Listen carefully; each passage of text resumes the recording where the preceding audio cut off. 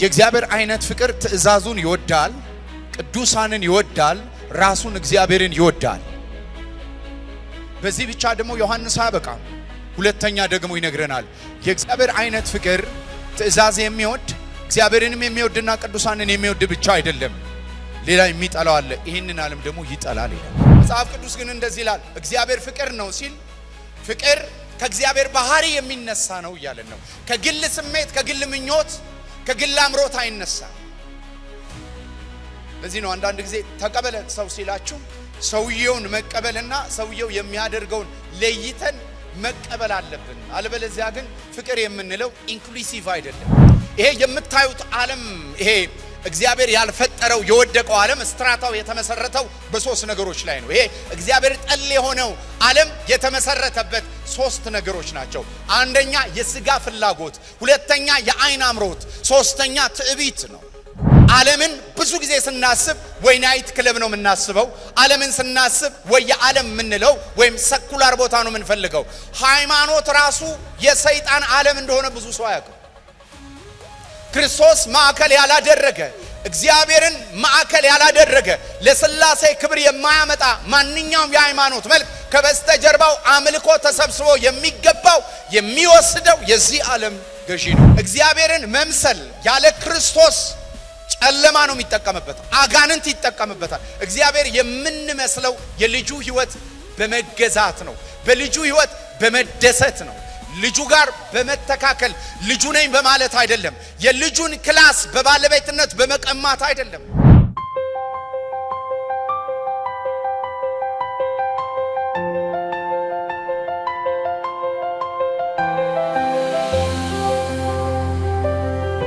የሚጠላ ፍቅር ወይም ደግሞ የሚጠላ ፍቅር ብታጠብቁትም ብታላሉትም አንድ አይነት የሚጠላ ፍቅር አለ። ፍቅር ሆኖ ይጠላል። ፍቅር አይጠላም ነው አይደል? የምናውቀው ዛሬ ፍቅር እንደሚጠላ እንማራለን። የሚጠላ ፍቅር ደግሞ ካልፈለጋችሁ ይሄ ትንሽ ኃይለ ቃል ከመሰላችሁና ስትሮንግ ከሆነባችሁ የሚጠላ ፍቅር አጥብቁት። የሚጠላ ደግሞ ፍቅር አለ። አንዴ ከወደደ ሌላውን የሚጠላ ፍቅር አለ እና ይሄንን ፍቅር እንካፈላለን። ክብር ሁሉ ለኢየሱስ ይሁን። ከኔ ጋር ናችሁ? ደስ ብሏችኋል? ጌታ ይባረክ።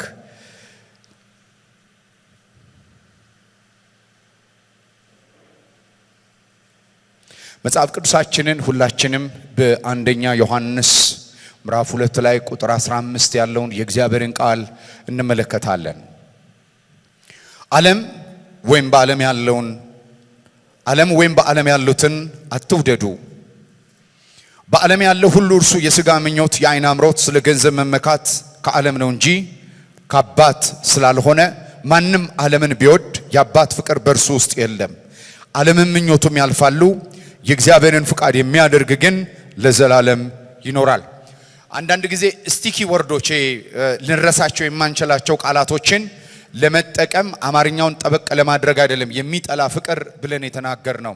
በዓለም ላይ ካለው ፍቅር የእግዚአብሔር ፍቅር ከሚለይባቸው አንድ መሰረታዊ የሆነው ነገር በዓለም ያለ ፍቅር ሁሉ ኢንክሉሲቭ ላቭ ነው ወይም ሁሉም ጥቅልል የሆነ ፍቅር ነው የምናየው። የእግዚአብሔር ፍቅር ግን ኤክስክሉሲቭ ነው። የማይፈልገው የሚያስወግደው ነገር አለ። ይሄ ደግሞ የአዲስ ኪዳን ሐሳብ ብቻ አይደለም፣ የብሉይ ኪዳንም ሐሳብ ነው። የእግዚአብሔር ፍቅር ሁሉ ጊዜ ኢንክሉሲቭ ብቻ አይደለም፣ ኤክስክሉሲቭም ነው ወይም ደግሞ የማያጠቃልለው ነገር አለ። ስለዚህ የሚጠላ ፍቅር ብለን ስንመለከት መጽሐፍ ቅዱሳችን ላይ በዚሁ ሳንወጣ በአንደኛ ዮሐንስ ምዕራፍ 5 ቁጥር 2 ላይ እግዚአብሔርን ስንወድ ትእዛዙንም ስናደርግ የእግዚአብሔር ልጆች እንደሆንን በዚህ እናውቃለን። ስለዚህ የእግዚአብሔር አይነት ፍቅር ትእዛዙን ይወዳል፣ ቅዱሳንን ይወዳል፣ ራሱን እግዚአብሔርን ይወዳል። በዚህ ብቻ ደግሞ ዮሐንስ አያበቃም። ሁለተኛ ደግሞ ይነግረናል። የእግዚአብሔር አይነት ፍቅር ትእዛዝ የሚወድ እግዚአብሔርንም የሚወድና ቅዱሳንን የሚወድ ብቻ አይደለም፣ ሌላ የሚጠላው አለ። ይሄንን ዓለም ደግሞ ይጠላል ይለናል። ስለዚህ የሚወድ ፍቅር ደግሞ የሚጠላ ፍቅር ነው ማለት ነው። ይሄ ፍቅር የሚወድ ፍቅር ነው። እንድንወድም ደግሞ ያዘናል፣ ግን at the same time ደግሞ እንዳንወድ ደግሞ ይነግረናል። ምናልባት እንዳላስረዝምባችሁና ረጅም እንዳላደርገው ከብሉይ ኪዳን አንድ ጥቅስ ላንብብላችሁ። ብዙ እናንተ ማግኘት ትችላላችሁ። መዝሙር 97:10 እግዚአብሔርን የምትወዱ ክፉን ጥሉ ይላል። ያችሁ እግዚአብሔር መውደድ አንኮንዲሽናል የሆነው ላቭ ግን ኤክስክሉሲቭ ነው። የማይወደው የማይጠቀልለው አለ። የእግዚአብሔር ፍቅር ዘላለማዊ ነው፣ እውነት ነው። የእግዚአብሔር በቅድመ ሁኔታ ያልታጠረ ፍቅር ነው፣ እውነት ነው። እግዚአብሔር ሁሉን ይወዳል፣ እውነት ነው። እግዚአብሔር ደግሞ የማይወደውም ነገር አለ ይለናል። ዮሐንስ ይህንን ትኩረት አድርጎ ሲነግረን እንመለከታለን። ዓለም ላይ ፍቅር የሚባለው መውደድ የሚባለው የዓለም የመውደድ መተርጎሚያ እርኩሰትንም ጨለማንም ሰዎችንም እኩል ያለምንም መስፈርት መውደድ ነው የዓለም ፍቅር። ምናልባት በተመሳሳይ ጾታ ጋብቻ ውስጥ በጣም እንደ ሞቶ ሰዎች ዲክሌር የሚያደርጉትን ሞቶ ብናነሳ እንደ የሚል ሞቶ አለ። ላቭ ኢዝ ላቭ፣ ላቭ ኢዝ ላቭ ነው እነሱ ጋር የሚለው። እኛ ግን የምንለው ጋድ ኢዝ ላቭ ነው። ገብቷችኋል ትርጉሙ? ላቭ ኢዝ ላቭ። ለምንድን ነው ላቭ ኢዝ ላቭ የተባለው? መጽሐፍ ቅዱሳችን እግዚአብሔር ፍቅር ነው የሚለው፣ እነሱ ግን ፍቅር ፍቅር ነው። በሌላ አማርኛ የሚሰማህና የምትወደው ነገር እሱ ነው ፍቅር ነው። ስለዚህ ሳብጀክቲቭ ነው፣ ከሰው የሚነሳ ነው፣ ከስጋ ምኞት፣ ከአይን አምሮት፣ ከዓለም በገንዘብ ካለው ትምክት የሚነሳ መውደድ ነው፣ ግላዊ ነው። መጽሐፍ ቅዱስ ግን እንደዚህ ይላል፣ እግዚአብሔር ፍቅር ነው ሲል ፍቅር ከእግዚአብሔር ባህሪ የሚነሳ ነው እያለን ነው። ከግል ስሜት፣ ከግል ምኞት፣ ከግል አምሮት አይነሳም። ለዚህ ነው አንዳንድ ጊዜ ተቀበለን ሰው ሲላችሁ ሰውየውን መቀበልና ሰውየው የሚያደርገውን ለይተን መቀበል አለብን። አለበለዚያ ግን ፍቅር የምንለው ኢንክሉሲቭ አይደለም። አለበለዚያ ምን አይነት ፍቅር ሊሆን ነው? ሰኩላር የሆነው የዓለም አይነት ፍቅሩ ባውንደሪ ለስ አይደለ? ባውንደሪ የሌለው ዌልካም ኦል ዌልካም የሚል ጥቅስ ነው ሞቷቸው። ስለዚህ እንዲህ አይነት ሞቶች የዓለም ሁሉ ሞቶች ናቸው። በምትሰሩበት በአንዳንድ መስሪያ ቤትም ነን ገቨርንመንታል ኦርጋናይዜሽን የምትሰሩ ሰዎች ካላችሁ ከተወሰነ በኋላ ስልጣናችሁና ነገራችሁ እየጨመረ ሲሄድ ተቀበሉ ይሏችኋል። ስለዚህ ሰዎችን አለመቀበል አድርገው ይናገራሉ። ርኩሰትንና ክፋትን አለመቀበል፣ ርኩሰትና ክፋትን አለመቀበል ሌላ ጉዳይ ነው፣ ሰው መቀበል ሌላ ጉዳይ ነው።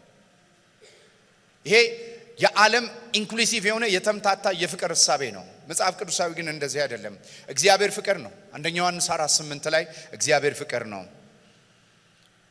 ስለዚህ ፍቅርን የሚተረጉመው የሰው ስሜት የሰው አምሮት ሳይሆን የእግዚአብሔር ካራክተር ነው ማለት ነው። የእግዚአብሔር ባህሪ ነው። ክብር ሁሉ ለኢየሱስ ይሁን። ለዚህ ነው አንደኛ ቆሮንቶስ ምዕራፍ 3 ላይ ምዕራፍ 13 ቁጥር 16 ላይ የፍቅር መግለጫን ስትመለከቱ እንደሚል ቃል አለ። ፍቅር ከእውነት ጋር ደስ ይለዋል እንጂ ስለ አመጻ ደስ አይለውም ይላል። እውነተኛ ፍቅር አመጻን የሚጸየፍ መሆን አለበት። አመጻን የሚያቀፍ አይደለም። ሰው ማቀፍና አመጽን ማቀፍ ሁለቱ የተለያዩ ናቸው። አለበለዚያ ምን አይነት የሊበራል ወይም ደግሞ ዓለማዊ የሆነ ወይም ደግሞ ዓለም የምትጠራው አይነት ሞቶ ሎጓችን እሱ ነው የሚሆነው። ላቭ ኢዝ ላቭ አይደለም፣ ጋድ ኢዝ ላቭ ነው። ጋድ ኢዝ ላቭ፣ እግዚአብሔር ፍቅር ነው። አመጽን አመጽ ማለት የማይችል ሰው የፍቅር ሰው አይደለም። አመጽ አመጽ ነው፣ ጨለማ ጨለማ ነው። ከዚህ ጋር ያገናኝም ፍቅር ይሄ። ስለዚህ የሚጠላ ወይም የሚጠላ ፍቅር ያልኩበት ርዕሱን ለዛ ነው። ሌላ ዓለም ወይም በዓለም ያለውን ክፍሉ ላይ ስንመጣ ርዕሱን ይሄን ከተረጎምን በኋላ ዓለም ወይም በዓለም ያለውን አትውደዱ ኮማንድ ነው። ዓለምን ወይም በዓለም ያለውን አትውደዱ። ዓለምን የማንወድበት ከቁጥር 12 ጀምራችሁ እስከ 15 ስትወስዱ በአራት ነገሮች አትውደዱ የሚል የክፍሉ ሐሳብ አውዱ ላይ ዋነኛ ትኩረት የሚሰጣቸው አራት ሐሳቦች አሉ። አንደኛ ስለ ማንነቱ ነው። ዓለምን የግሪኩ ሐሳብ ዓለምንና በዓለም ያለውን ነው የሚለው። ዓለም ወይም የሚል ቃል አይደለም የሚጠቀመው፣ ሁለቱ የተለያዩ ናቸው። ዓለም ብቻውን አትውደዱ ይላል። ለምን? ዓለም ማንነት ስላለው ስለ ማንነቱ እንዳትወዱት ይላል። ሁለተኛ ማንም ዓለምን ቢወድ የሚል ቃል አታነቡም? ማንም የሚለው ቃል ምንን የሚያመለክት ነው? አንደኛ ዮሐንስ ምዕራፍ 2 ላይ ሲጀምር ልጆች ሆይ ብሎ ነው የሚጽፈው ለአማኞች፣ አማኝ የሆናችሁ ሁሉ። ስለዚህ ስለ ማንነታችን ዓለምን አንወድም ማለት ነው። አንደኛ ዓለም ስላለው ማንነት፣ ሁለተኛ ስለኛ ማንነት ዓለምን እንዳንወድ መጽሐፍ ቅዱስ ይነግረናል። ምክንያቱም የእግዚአብሔር ቤተሰቦች ስለተደረግን። ዓለም የሰይጣን መንግስት ስለሆነ ማንነቱ እሱ ስለሆነ የኛ ማንነት ደግሞ የእግዚአብሔር ልጅነት የእግዚአብሔር ልጆች ስለሆነን ዓለምን አንወድም። ስለዚህ አንደኛ ስለ ማንነቱ፣ ሁለተኛ ስለ ማንነታችን፣ ሶስተኛ በውስጡ ስላሉ ነገሮች። ይሄ የምታዩት ዓለም ይሄ እግዚአብሔር ያልፈጠረው የወደቀው ዓለም ስትራታው የተመሰረተው በሶስት ነገሮች ላይ ነው። ይሄ እግዚአብሔር ጠል የሆነው ዓለም የተመሰረተበት ሶስት ነገሮች ናቸው። አንደኛ የሥጋ ፍላጎት፣ ሁለተኛ የዓይን አምሮት፣ ሶስተኛ ትዕቢት ነው። በእነዚህ በገንዘብ መመካት በእነዚህ ሶስት ላይ ነው ይሄ ዓለም የተመሰረተው። ይሄ እግዚአብሔር ጠል የሆነው እግዚአብሔርን ማዕከል የማያደርገው እግዚአብሔርን የማያሳትፈው እግዚአብሔርን የሚጠላው ዓለም በእነዚህ ሶስት ስትራታ ላይ ፋብሪኬትድ የሆነ የተሰራ ፎርም የተደረገ ነው። ሲጠቀለል በዓለም ያለው ምንም ነገር በሉት በእነዚህ ሶስት ነገሮች ይበለታል። አንደኛ በሥጋ ፍላጎት ላይ የተመሰረተ ነው። ሥጋን ፍላጎት ያላደረገ እግዚአብሔርን ጠል ያልሆነ የሆነ ወይም እግዚአብሔርን የሚጠላ ግን ሥጋን ፍላጎት ያላደረገ ማንኛውም ዓለም አትራክሽን ፓወሩን ስለሚያጠና የሥጋ ፍላጎት ዋነኛው ነው። የዓይን አምሮት ሁለተኛው መገለጥ ነው። ለስት ኦፍ አይ፣ ለስት ኦፍ ፍሌሽ ሶስተኛው ፕራይድ ነው፣ ትዕቢት ነው። ይሄ ዓለም የተመሰረተበት ከምናየው ስርዓት በስተጀርባ ያለው ገቨርን የሚደረግበት ዳይናሚክሱ የተቀመጠበት በእነዚህ ሶስቱ ነው። ስለዚህ እንዳትወዱ ሲል በእነዚህ ሶስቱ ላይ የተቀመጠ ስለሆነ ለምን ዓለምና ምኞቱ ስለሚያልፍ ሶስተኛው እሱ ነው። አላፊ ዓለም ነው፣ ፐሪሼብል ነው፣ ቴምፖራሪ ነው። የፈለገ ሜካፕ ብናረግለት የፈለገ ፈርም ልናረገው ብንፈልግም ይሄ ዓለም ወደ ፍጻሜው እየሄደ ነው። ከሴቲቷ ዘር የገባው ግን የጌታችን የኢየሱስ ክርስቶስ ይዞት የገባው የእግዚአብሔር የመንግስት ሐሳብ ግን ወደ ሙላት ወደ መገለጥ ጥግ እየሄደ ነው። ስለዚህ አንዱ እያረጀ እየበሰበሰ አንዱ እየገዘፈ የሚመጣ ነው። ስለዚህ እኛ ከሚገዝፈው ስለሆነን ከሚበሰብሰው ወገን ስላልሆነን የዚህ ዓለም መልክ አላፊ ስለሆነ ዓለምን አትውደዱት። በሚያልፍ ነገር ላይ ኢንቨስት አታርጉ። ኢነርጂያችሁን አጨርሱ። አላፊ ነው፣ ጊዜያዊ ነው፣ ፐርማነንት አይደለም።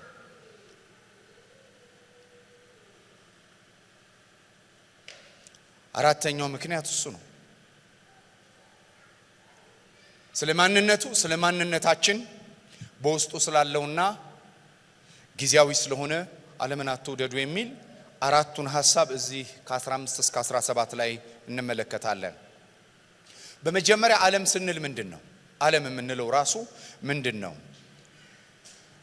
በዚህ በዮሐንስ አጠቃላይ በመልእክቶችም በወንጌል ሐሳብ ስንመለከት አንደኛ እግዚአብሔር የፈጠረው ፍጥረት ዓለም ተብሎ ተጽፏል። ወንዙ፣ መሬቱ፣ ባህሩ፣ ሰማዩ በሙሉ ዓለም ተብሎ ተፈጥሯል። ይሄ የእግዚአብሔር ፍጥረት ስለሆነ እግዚአብሔር ይሄንን እንድንጠላ አልነገረንም። ይሄንን ምክንያት አድርገን እንዲሁም እንድንዘምርለት እንድናከብረው የእጆቹን ስራ ከፍ ከፍ እንድናደርገው ይፈልጋል። የእግዚአብሔር የእጅ ስራ እንጂ ይሄ ዓለም የሚባለው የወደቀውን ስርዓት አመልካች አይደለም። ይሄ የእግዚአብሔር የእጅ ስራ ነው።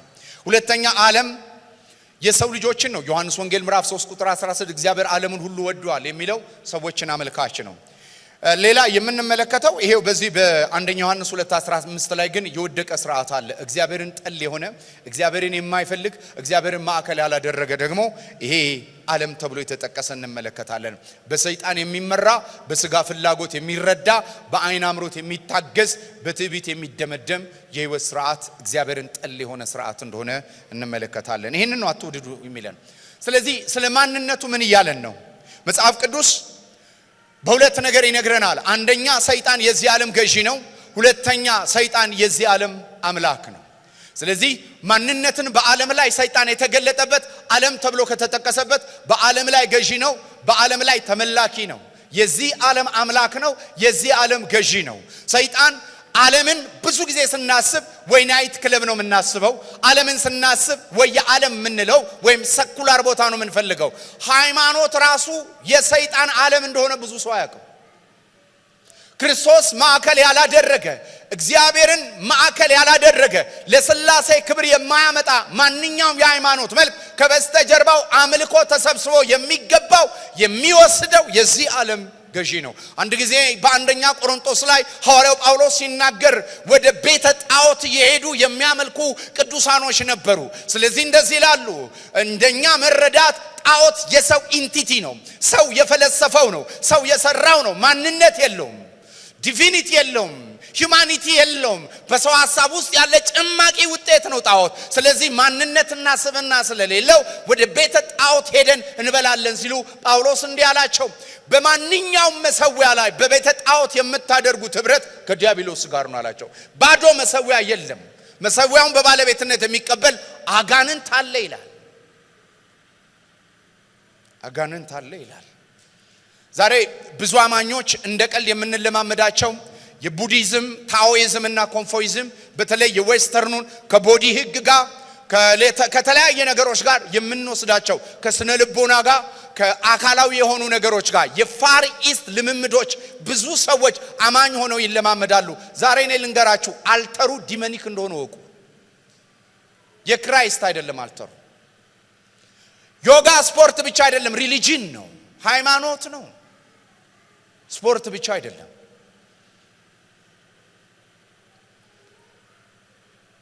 ሳይኪክ ፕሪዲክሽን ኦፍ ሂውማን የሰው አእምሮንን ፕሪዲክት ማድረግ አይደለም፣ ዲመኒክ ነው። ሰውን በነፍስ ክፍሉ በማንቃት የሚደረጉ ልምምዶች በአብዛኞቻቸው አልተር ነው። ስለዚህ ብዙ ነገሮች ሲንክሪቲሳይዝ እየተደረጉ ያሉበት ባውንደሪ የሌለበት ጊዜ ነው ያለነው። ስለዚህ አንዳንድ ሪሊጅኖችን ከስፖርት ጋር ከአእምሮ ብልህነት ጋር ከህይወት ብልጠት ጋር ራስን ከመለወጥ ጋር እያያዝናቸው የምንደባልቃቸው ሲንክሪቲሲዝሞች አሉ። ከበስተጀርባቸው ግን አምልኮ ናቸው። የአምልኮ ባለቤት ደግሞ ሰይጣን ነው። ይሄ በግልጽነት ሰዎች ሁሌ ማወቅ አለብን። ጌታ ይባረክ። በሞደርኒዝም በዘመንና ወይም በዘመናዊ የሆነን እየመሰለን የምንለማመዳቸው ዲሞኒኮች ናቸው። ዲሞኒኮች ናቸው። ከአንዳንድ ፍልስፍና በስተጀርባ ዲሞኒክ አለ። ዲመን ያለው በእውነት ነው የምላችሁ። 4-5 ዩቲዩብ እያወረዳቸው የምትሰሟቸው ሰዎች በጨለማው ዓለም ላይ ኢንተርሚዲየሮች ናቸው፣ መካከለኛ ናቸው፣ ከመናፍስቱ ዓለም የተቀቡ ናቸው። ግን የሚጠቀሙት ፍልስፍናን ነው፣ የሚጠቀሙት ሳይንስን ነው። ክርስቲያን ሳይንስ ይጠቀማሉ፣ የኒው ቶት አይዲያዎችን ይጠቀማሉ። ምክንያቱም አንደኛ ዮሐንስ የተጻፈበት ዋነኛ ዓላማ በኖስቲክ ትምህርት በዘመኑ በነበረው የኖስቲሲዝም አስተምሮ ውስጥ ጠልቀው የገቡ ክርስትናን ከዚህ ጋር ላዳቀሉ ሰዎች ስለሆነ አምልኮ ኢንቴንት እንዳለው የዚህ ዓለም ገዢ በገዢነት ብቻ ሳይሆን በየቦታው ላይ በስልጣን የሚገዛ ብቻ ሳይሆን በሃይማኖት ስርዓቶች ውስጥም የሚመለክ አምልኮን የሚፈልግ ሲንክሪቲሳይዝ የሚያደርግ እንደሆነ ትመለከታላችሁ። ለምን ወደ አንደኛ ገላትያ ላይ ለምን አልወስዳችሁም? ገላትያ 1:4 ላይ እንዲህ ይላል፣ ክፉ ከሆነው ከአሁኑ ዓለም ያድነን ዘንድ እንደ አምላካችንና እንደ አባታችን ፍቃድ ልጁን ኢየሱስ ክርስቶስ ሰጠን ይላል። ስለዚህ ክፉ ከሆነው አሁኑ ዓለም ዳንን የሚለው የገላትያ ዓለም የምን ዓለም ነው?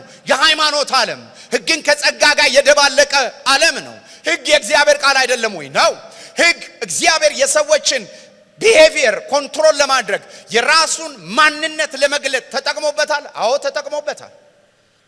ሕግ የእግዚአብሔርን ካራክተር ያሳያል። ሕግ እግዚአብሔር በጠላነት ክርስቶስን እንዲጠቅም አሳይቷል። ግን ሕግ ኢየሱስን ከሸፈነ አዚም ነው ይለናል። አይገርማችሁ? ሕግን ተጠቅሞ ነው ገላትያ ላይ አዚምን ያደረገው። ግዝረት ሕግ ነው።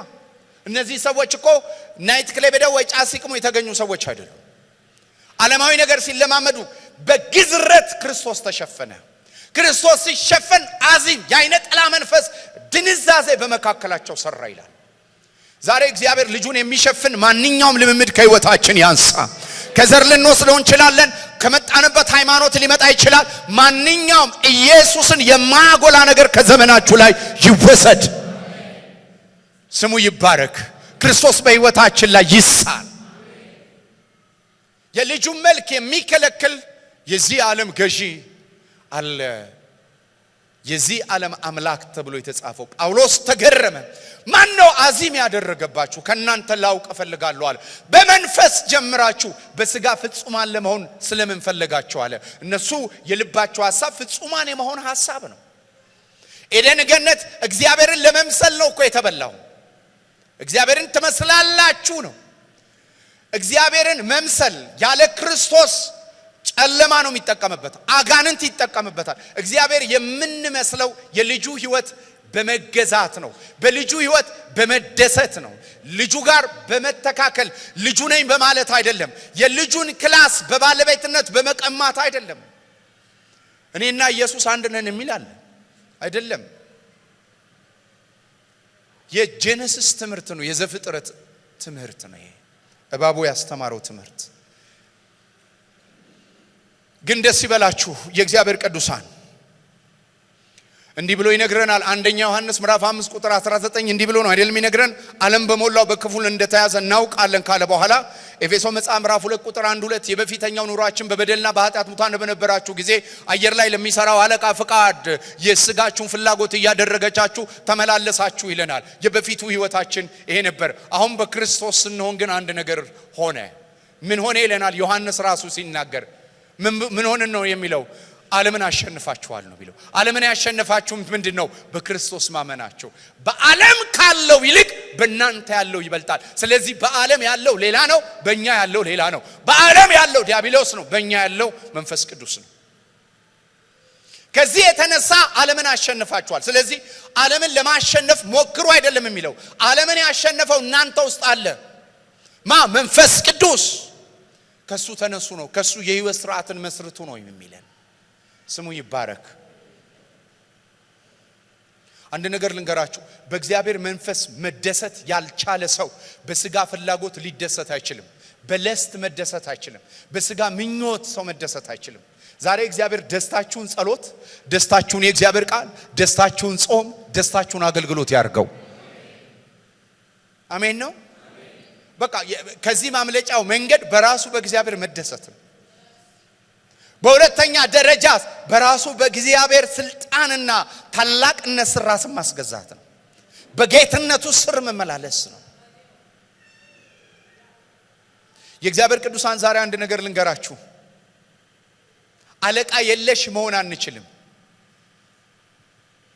አለቃ መምረጥ ብቻ ነው የምንችለው። እኛ ባሮች ነን፣ ወይ የሥጋ ፍላጎቶቻችን ወይ የመንፈስ ቅዱስ።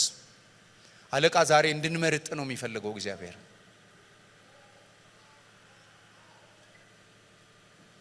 የጌታ ስም ብሩክ ይሁን።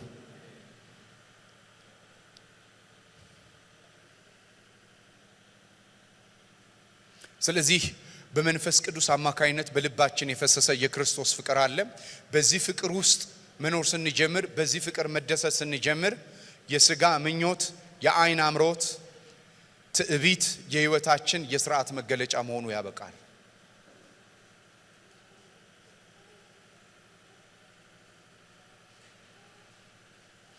በደንብ ወቁ። ጌታ ኢየሱስ ነግሮናል። ዓለም እንዲቀበላችሁ የምትጓጉ ከሆነ እኔ ልንገራችሁ፣ ዓለም እኔን አልተቀበለኝም፣ ስለዚህ እናንተንም አይቀበላችሁም ነው የሚለው።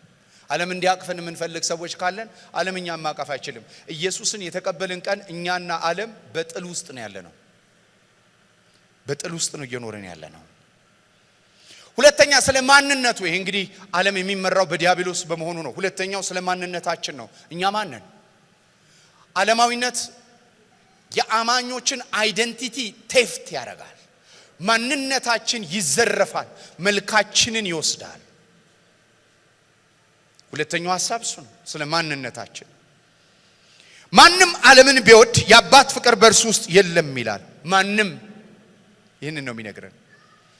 አባት ፍቅር በእርሱ ውስጥ የለም። በደንብ ስሙ። አንድ አማኝ በትክክል ከተወለደ አዲስ ፍጥረት ከሆነ ከእግዚአብሔር ጋር ያለው ሕጋዊ የሆነው ዝምድናው ዘላለማዊ ሲሆን ከእግዚአብሔር ጋር ያለው የሕይወት ልምምድ ግን በዓለም ሊዘረፍ ይችላል። በደንብ ስሙኝ። እግዚአብሔር ዓለምን ወደዳችሁ ብሎ ፍቅሩ አይለወጥም። ዓለምን በመውደዳችን ግን እግዚአብሔርን እናጠዋለን። በልምምድ ደረጃ የእግዚአብሔርን ሕልውና፣ የእግዚአብሔርን መገኘት፣ የእግዚአብሔርን በጎነት፣ የእግዚአብሔርን ምሕረት ከመለማመድ እንጎድላለን። በተረፈ ሮሜ 8 እንደሚነግረን ማንም ከዚህ ፍቅር ሊለየን አይችልም እግዚአብሔር እኛን ከወደደበት ምክንያቱም ተሻሽለን አይደለም የወደደን በዓለም ሳለን የወደደን ከኛ በማይነሳ ፍቅር ነው የወደደን ስለዚህ አሁን ክፍሉ የሚናገረው እግዚአብሔርን ባለመውደዳችሁ እግዚአብሔር ሳይወዳችሁ ይቀራል አይደለም እግዚአብሔር መውደዱ ሕያው ነው ግን ለወደነን እግዚአብሔር በፍቅር ምላሽ ውስጥ አለመኖር ግን የሚያጎለን ነገር አለ ነው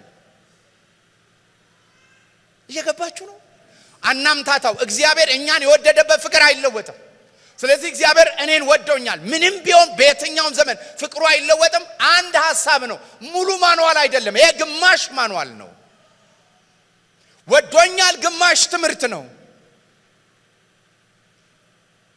ሌላ የሚጠበቅ የህይወት ስርዓት አለን በተወደድንበት መውደድ ስፋትና ርዝመቱ ከመታወቅ በሚያልፍ በክርስቶስ ፍቅር መሰረቶቻችን እንዲጸኑ የኤፌሶን ጻፊ ያዘናል እግዚአብሔር እኛን የወደደበት ፍቅር ዘላለማዊ ነው ድነታችን እዚህ ላይ ተመሰረተ ነው እኛ እሱን እንደወደድን አይደለንም እኛ እንደውም እንወዳለን ብለን ምላሽ መስጠት በማንችልበት በበደልና በኃጢአት ሙታን ባለን ጊዜ ነው እግዚአብሔር በክርስቶስ የወደደን እሱ አይለወጥም እኔ ያወራው ያለሁት እናንተ ግን የእግዚአብሔርን ፍቅር ምላሽ ባለመስጠት እንደ ተወደድን ግን ያለም ጓደኛ ብንሆን ምን ይሆናል ብትሉ ያባት ፍቅር በእርሱ ውስጥ የለም የሚለው እግዚአብሔር እኛን የወደደበት ፍቅር አይደለም በአማኞት ውስጥ ያባት ፍቅር የለም ስለዚህ ከፍቅር መጉደል ምን ያደርገናል አገልግሎታችን የህይወት ስሪታችን ብዙ ነገሮቻችን ባዶ ይሆናል ኢቭን ከፍቅር የጎደለ ልሳን ቢኖረን መናፍስት መለየት ቢኖረን ሙታን ብናስነሳ ከንቱ ነው ይለናል የአንደኛ ቆሮንቶስ ምዕራፍ 13 ላይ መንፈስ ቅዱስ በእናንተ ውስጥ ካለ የሚያፈራው አንድ ፍሬ አለ የመንፈስ ፍሬዎች አይልም ፍሬ እሱ ምንድነው ፍቅር ነው እነዛ ነገሮች ሁሉ የሚያፈራው ከነዚህ ሁሉ እንጎላለን መንፈስ ቅዱስ በእኛ ከሚሰራው መንፈሳዊ ማቹሪቲ ክርስቲያናዊ ሰርቪስ እንደገና የግል ፕሪቪሌጆች ፕሬዘንስ መለማመድ ህልውና መለማመድ መገኘትን መለማመድ ሞት ባለበት ዓለም ህይወትን ማሽተት ጥፋት ባለበት ዓለም ሴኩርድ መሆን እነዚህ ክርስቲያናዊ ልምምዶቻችንን ሉዝ እናረጋለን ለምን because lack of love ዓለምን በመውደድ ምክንያት መጽሐፉ ግን የእግዚአብሔር ፍቅር በእርሱ አይኖርም ብቻ አይደለም የሚለው ከዓለም ጋር ሰዎች በጊዜያዊ ፍርድ ውስጥ ሊሞቱ ይችላሉ ይህንን ሰይጣን አይነግራችሁ ምን የተባረከ ወንድማችሁ ነው ዛሬ መነግራችሁ መጽሐፍ ይናገራል የዓለምን ማፍቀር በዚህ ብቻ አያበቃም እንደዚህ ይለናል ያዕቆብ እንደዚህ ይለናል ዓለምን መውደድ ከእግዚአብሔር ጋር ጥል ነው ይለናል በሌላ አማርኛ እግዚአብሔር ጋር ውጊያ ውስጥ ገብታል ሰው አይደለም የሚዋጋ አካባቢ አይደለም የሚዋጋ እንትና አይደለም የሚዋጋ እግዚአብሔር ይዋጋሃል እንዴት ምክንያቱም እግዚአብሔር ክፋትን ይዋጋል ክፋትን ሲዋጋ ግን የሚዋጋው አየር ላይ አይደለም በተገኘበት ነው ተነከረባችሁ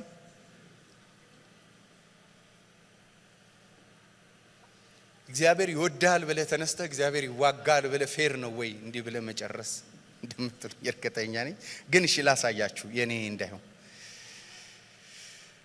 ዓለምን አትውደዱ እኔን ታጡኛላችሁ እያለ ነው እግዚአብሔር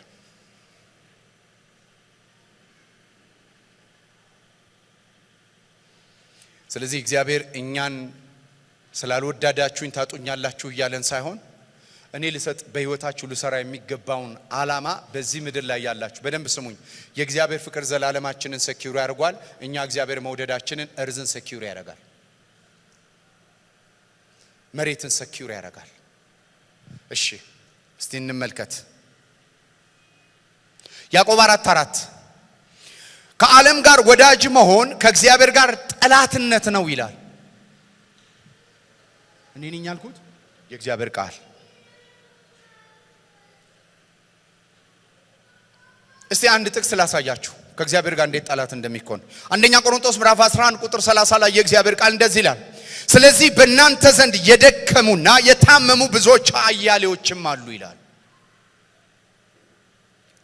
ይሄ በምን ምክንያት ነው የጌታ ራት ትተነው አሁን ይሄ ነገረ መለኮቱ ራሱ ነው የሚገኘው እንትና ነው የሚገኘው ተውት የጌታ ራት እናውራ የጌታ ራት ዋነኛ አብረን የምንወስድበት ትልቁ ምክንያት አንድ ስጋ ቆርሰናል አንድ ደም ፈሶልናል በዚህ ምክንያት አንድነን ብለን አንድነታችንን የምናረጋግጥበት የልዩነት ምክንያት ሆኖ ነበር። ለምን ባለጠጋው ክትፎ ይዞ መጥቶ ይበላል፣ ድሃ አደጉ የተሰናጣጠቀ ሽሮም እንኳን የለውም። ስለዚህ ሀብታሙ በልቶ ጠጥቶ ሰክሮ ድሃ አደጉ ላይ እላዩ ላይ ይወድቅበታል። የጌታ ራት ከተሰጠበት ዓላማ ውጪ ስለነበረ እግዚአብሔር መንፈስ ማስጠንቀቂያ ይነግራቸዋል። ለቆሮንቶሶች ጳውሎስ እንዲላቸዋል፣ ስለዚህ በእናንተ ዘንድ የደከሙና የታመሙ ብዙዎች አሉ፣ አያሌዎችም አንቀላፍተዋል ይላል። ራሳችን ብንመረምር ባልተፈረደብን ነበር፣ ነገር ግን በተፈረደብን ጊዜ ከዓለም ጋር እንዳንኮነን። ከማን ጋር? ስለዚህ እግዚአብሔር ይሄንን ነው ምንድነው ነው የሚለው? ዓለምን በሚኮንንበት ዓለም ላይ በሚፈርድበት ፍርድ እንዳንፈረድ በእግዚአብሔር እንገሰጻለን። ተግሳጹ ምንን ያመለክታል? በስጋ መቀጣትን ያመለክታል። እዚህ ምድር ላይ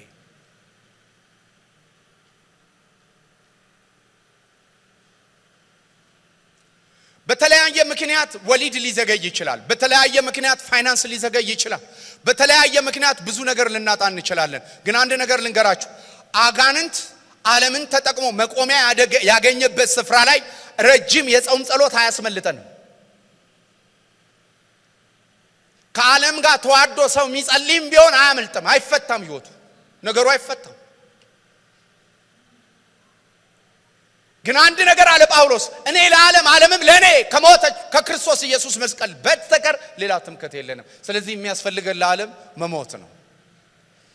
ዛሬ ባስተሳሰባችን የገዛናቸው፣ ባኗኗራችን የገበየናቸው፣ በህይወት ስርዓታችን ከእግዚአብሔር ውጪ ፕራዮሪቲና ቫልዩ የሰጠናቸው አይደንቲቲያችንን ቴፍት ያደረጉ ብዙ ሰኩላር የሆኑ ነገሮች አሉ። ዛሬ አይኖቻችን ይከፈቱ። እግዚአብሔር እነዚህን ነገር ከዘመንና ከህይወታችን ላይ ያንሳቸው። እንዳቆዩ እንዳዘገዩ ጠላት እንዳይጋደምባቸው የመንፈስ ግለት እንዳታጡ የእግዚአብሔር መንፈስ ድምጽ እንዳትርቁ። በዓለም ያለ መንፈስ ብዙ ድምጽ ነው። የዓለምን መንፈስ አልተሰጠንም ይላል መጽሐፍ ቅዱስ። በዓለም መንፈስ ውስጥ ብዙ ድምጽ አለ፣ በእግዚአብሔር መንፈስ ውስጥም ድምጽ አለ። የእግዚአብሔር መንፈስ ድምጽ እንዳንሰማ የዓለም መንፈስ የመከልከል አቅም አለው። ዛሬ በጌታ በኢየሱስ ስም ይሄ መንፈስ ያገኛል።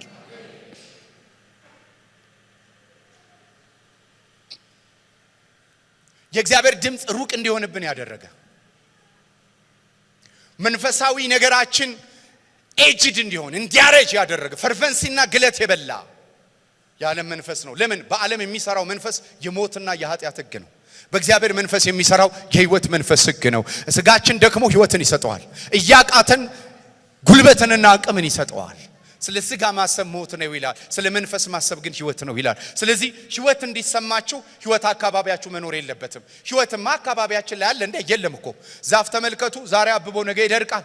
ልጆች ተመልከቱ፣ ዛሬ ትንሽ የተባለው ልጅ ትልቅ ይሆናል። እኛም የማርጀትና የመበስበስ ህግ ዘወትር በሰውነታችን እንሰማለን። ትላንት ያደረግነውን ዛሬ አናደርግም፣ ትላንት የሰራነው ዛሬ አንሰራም። ግን አንድ ነገር እናውቃለን፣ በሚሞት ስጋችን ውስጥ የማይሞተው ህይወት ግን መንቀሳቀስ ይጀምራል። ስለዚህ ህይወት እንዳይሸተን ምክንያት ይሆናል ማለት ነው።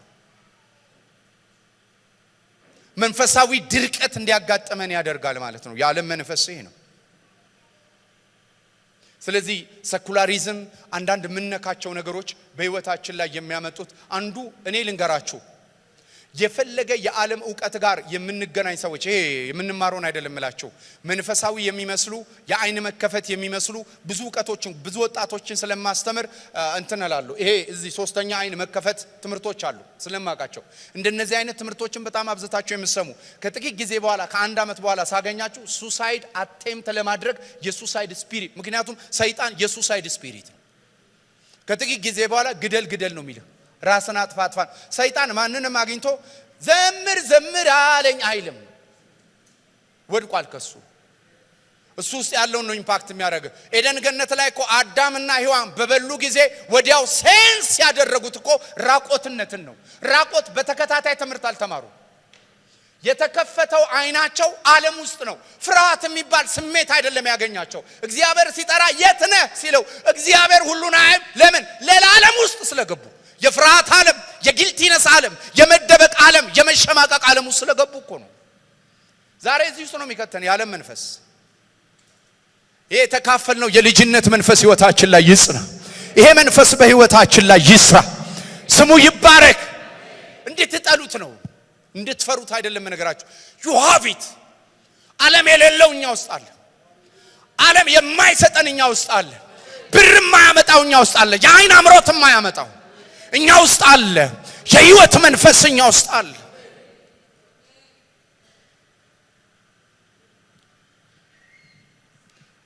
ዓለምን ወዳጅ ካደረግን ነገራችን እጃችን ላይ ይደርቃል ነገራችን እጃችን ላይ ይሞታል ዛሬ እግዚአብሔር ከዚህ መንፈስ ነፃ ያውጣል እስቲ አሜን ክብር ሁሉ ለኢየሱስ ይሁን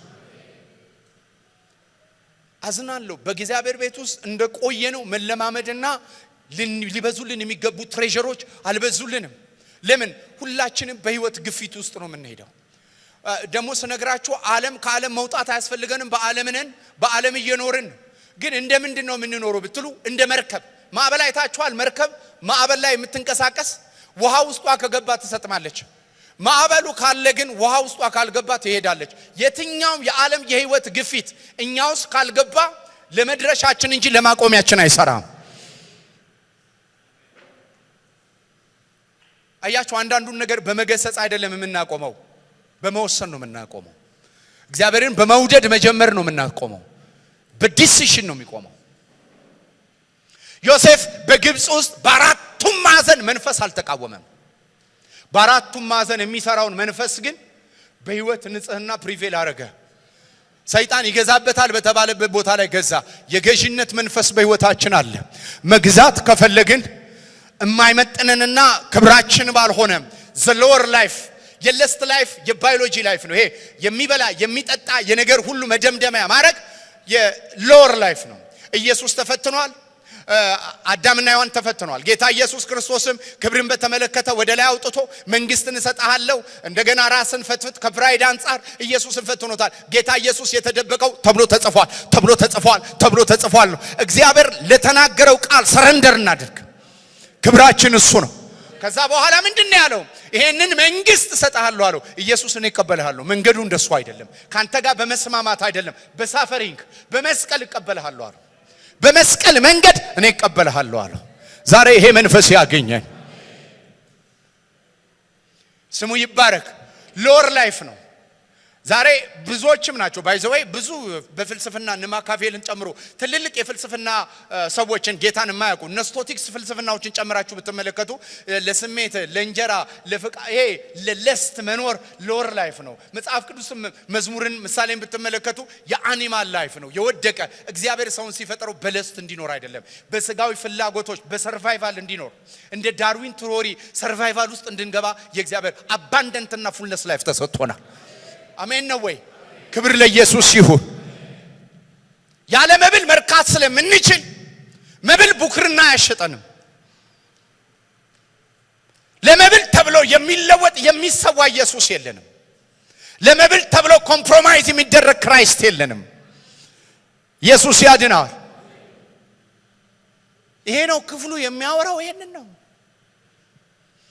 ሁለተኛ የአይን አምሮት የሚለው አይደላተሪን ነው የሚናገረው ጣዖትን የሰራነውን መኖሪያ ማረክ የሰራነውን ጋሻ ማረክ የሰራነውን ከእግዚአብሔር ተቀብለነው ሊሆን ይችላል እኛ ሰርተነው ሊሆን ይችላል እግዚአብሔር የሰጠን ነገር ሁሉ መኖሪያዎች አይደሉም መሳሪያዎች ናቸው ወንዞች ናቸው ምንጭ አይደለም መጽሐፍ ቅዱስ ሲናገር እስራኤል ሁለት ጥፋት አጠፋ የህይወት ውሃ ምንጭ ሆንኩትን እኔን ተወ ይላል ለራሱ ውሃ መቋጠር የማይችሉትን ጉድጓዶች ቆፈረ ይላል ዛሬ አይኖቻችን ከምንጭ የሚያነሳ አይደላተሪ ነው የአይን አምሮት ማለት እሱ ነው የአይን አምሮት ማለት እሱ ነው አንተ ጃሆቫ ጃይራ ነህ ገንዘባችን አንተ ኤልሻዳይ ነህ የምናቀው ባለስልጣን ወይ ወንድማችንን ሴኩሪቲ ሲሰማን ኤልሻዳይ ነህ የምንለው አጠር መኖሪያ የዘላለም አምላክ እግዚአብሔር ነው ዳዊት ሙሉ ባታሊዮን ጦር እየፈለገው ያላገኘው መኖሪያ የዘላለም አምላክ እግዚአብሔር የማምለጫ ግንብ ራሱ እግዚአብሔር ስለሆነ ነው ዛሬ እግዚአብሔር ጋሻ ይሁነን ሃሌሉያ ስምህ ይባረክ የጆቻችን ስራ መኖሪያ አይሆንም ሊያኖረን አይችልም አይደላተሪ ነው የአይን አምሮት የሚለው እሱ ነው እግዚአብሔር ብዙ በሮችን ቢከፍትላችሁ ብዙ በሮች ግን መኖሪያ አይደሉም። ዛሬ ታይተው ነገ እንደሚጠፋ ጤዛ ናቸው። መኖሪያ የዘላለም አምላክ እግዚአብሔር ነው። እግዚአብሔር ምንጭን አሳይቶ በምንጭ መኖር ከሚያስተምር በራሱ መኖር መማር ትልቅ ነገር ነው፣ ሀብት ነው። እግዚአብሔር እንጀራ ነው። በምድረ በዳ ላይ ከአለት ውሃ ያፍልቋል። እግዚአብሔር እስራኤልን በምድረ በዳ መራው ይላል፣ ረጅም በሆነ መሬት። ለምን? ራሱ እግዚአብሔርን እንዲለማመዱ። ዛሬ አንድ ነገር ልንገራችሁ፣ ራሱ እግዚአብሔርን መለማመድ ይሁንልን። ክርስትና ኖሌጅ ብቻ አይደለም፣ ሚስቲክም ነው፣ የምንለማመደው ነው። በመከራዎቻችን እጁን እናያለን፣ በጨለማዎቻችን ብርሃኑን እናያለን። ስሙ ይባረክ። ሁለተኛው ይሄ የአይን አምሮት የምንለው ነው። የአይን አምሮት ግሪን አይተን አይደለም እኛ ምን ሰማው፣ ሰምተን ነው የምንሄደው። ረጅም ምድረ በዳ ላይ መራቸው ይላል። ግን በዚህ ረጅም ምድረ በዳ እስራኤል ያገኘው እግዚአብሔር ቤትም የማይገኝ እግዚአብሔር፣ መና የሚያወርድ እግዚአብሔር፣ ባህር የሚከፍል እግዚአብሔር፣ ከአለት ውሃ የሚያፈልቅ እግዚአብሔር። ጫማ አያልቅም፣ ትኖራለህ። ጫማ የሚገዛበት ዓለም ብቻ አይደለም፣ ጫማ አያልቅም። እግዚአብሔር መኖሪያ ሲሆን ብዙ ጫማ ብቻ አይደለም የሚሰጥ፣ ያለ ራሱ አያልቅም፣ ያለ ይበዛልሃል። የሚኮረጅ ሰላም ቤት ይገባ። ስምህ ይባረክ ኢየሱስ። ክብራችን አንተ ነህ። መንፈስ አለ ቤት ውስጥ፣ ክብር አለ ቤት ውስጥ። ሃሌሉያ። ዛሬ እግዚአብሔር ሆይ አፋታን፣ ከተጋባንበት ነገር አፋታን፣ ክብርን ከማይገልጥ ነገር አፋታን፣ ህልውና በሌለበት አፋታን። አንተ ዘውዳችን፣ አንተ ክብራችን፣ አንተ ኃይላችን። በብርና በወርቅ አንለውጥህም። በሚታይ ነገር አንተ ልለውጥህ አንችልም። መኖሪያችን፣ መጓደጃችን አለን የምንለው በዚህ ዓለም ላይ ሀብታችን አንተ ነህ። የማንለውጠው ከረንሲያችን አንተ ከዶላር በላይ ነህ። አንተ ከዓለም ከረንሲዎች በላይ ነህ። አንተ ፕራዮሪቲያችን፣ አንተ ቫልዩአችን ነህ። ሃሌሉያ። ማነው ጸልዮ የሚሰማ እንደ እግዚአብሔር ሕዝብ ያለ? እግዚአብሔር አምላኩ ቅርብ የሆነ እሱ ምስጉን ነው። እግዚአብሔር የሚሰማው ትውልድ ምስጉን ሕዝብ ነው። ሳይለብስ ሃሌሉያ፣ ልብስ የለውም ኢየሱስን ለብሷል። ጫማ የለውም ኢየሱስን ተጫምቷል። ሃሌሉያ። ዘመድ የለውም ኢየሱስ ይመረዋል። ዛሬ የክብር ላያችሁ ላይ ይውደቅ። ዓለማዊነት ይመታ። አብ ያልተከለው ይፍረስ። ከላይ ያልሆነ ነገር ሁሉ ይመታ። ሰማይ ያልሰጠን ነገር ሁሉ ይፍረስ። ክብር የሌለበት ይመታ። ኃይልን የማይገልጥ ነገር ይመታ። አብ ያልተከለውምና ይፍረስ። ግደለም። አሜን በሉ። ዛሬ እግዚአብሔር ይገላግለን። ዛሬ ያፋታን፣ አፋታን፣ ከገዳያችን አፋታን፣ ከአጥፊው አፋታን፣ ከጨለማ አፋታን። የዚህ ዓለም ገዢ መጣ ለኢየሱስ፣ በእኔ ላይ ግን አንዳች የለውም ይላል። ውጣ ከጓዳችን ዛሬ፣ ውጣ ከኑሯችን ዛሬ። ጠላት የዘራው ወጥመድ አድርጎ ያስቀመጠው ነገ እንድንዋረድበት፣ ነገ እንድናፍርበት የተቀመጠው ወጥመድ ሁሉ ይፍረስ። ወጥመድ ተሰበረ፣ እኛም አመለጥን። ከዓለም በኋላ እንድናለከልህ፣ ዓለምን እንድናለከልህ፣ በአይን አምሮት እንድንጠመድ፣ በሕይወት ትምከት፣ በኢንዲፔንደንሲ፣ በግለኝነትና በራስ መብቃት እንድንራመድ የሚያደርግ የዓለም መንፈስ ይፍረስ። ይሰማል። ግድ የለም ጸልዩ። ይፈርሳል። መንፈስ አይደል የዓለም መንፈስ ተብሎ ተጽፎ የለ? እግዚአብሔር የፍቅርና ራስን የመግዛት መንፈስ እንጂ የዓለምን መንፈስ አልሰጠንም ተብሎ ተጽፎ የለ? ጌታ የሆነብን ነገር ዛሬ የቀንና የሌሊት ጸሎታችንን የተቆጣጠረ፣ ይሄ ከሌለኝ ተዋረድኩ፣ ይሄ ከሌለኝ አፍራለሁ የምንለው እሱ የለንም። ኢየሱስ ግን አለን። እሱን አንፈልገውም፣ ኢየሱስን ግን እንፈልጋለን። ሃሌሉያ። አንተ ማምጫችን አይደለም፣ አንተ ንጉሳችን። ጩና ኢየሱስ በሉ እስቲ። የተቀባ ስም ነው ይሄ ስም። ሞትን ያሸነፈ ስም ነው። የሥጋን ምኞት በመስቀል የጠረቀ ስም ነው። ዓለምን የሰበረ ስም ነው። ትዕቢትን ያቀለጠ ስም ነው። ዛሬ ይሄ ስም ሕይወታችን ላይ ይግባ። ይሄ ስም መገላገያ ነው። ይሄ ስም ማምለጫ ነው። የትንሣኤን ኃይል እንጠራለን።